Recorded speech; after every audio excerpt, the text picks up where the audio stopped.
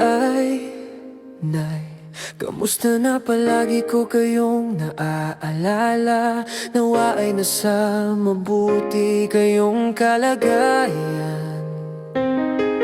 Mas mapayapa, maayos at masaya dahil sa naging mabuti at mapag-alaga kayong ama at ina. Hindi nyo hinayaan kumalam ang aming tiyan. Palaging may pagkain sa ating hapagkainan. Sinisiguro nyo na sikmura namin mainitan nang sa bawat ulam nanay na pareho ninyong pinaghirapan.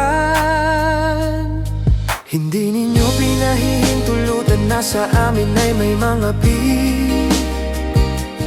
ipinagdatanggol sa kahit sino kung tama kami.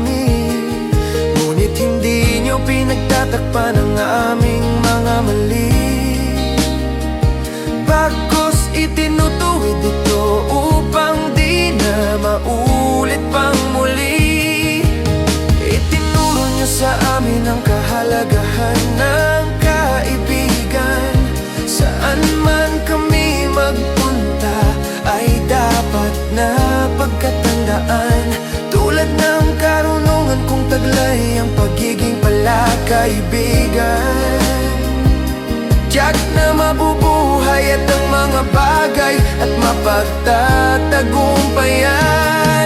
Kahit sa sobrang hirap ay pinagtulungan ninyo ni nanay na makapag-aral kami upang magkaroon ng mas magandang buhay. Todo kayo't kayo at pangangailangan namin inyong ibibigay.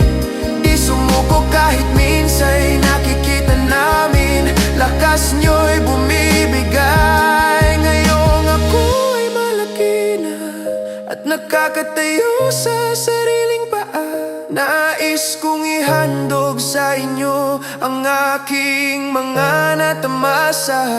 Kung hindi dahil sa inyo ni nanay na siyang sa akin ay nag-alaga, hindi ko mararating ang tagumpay at buhay na sapat sa ginhawa at saya.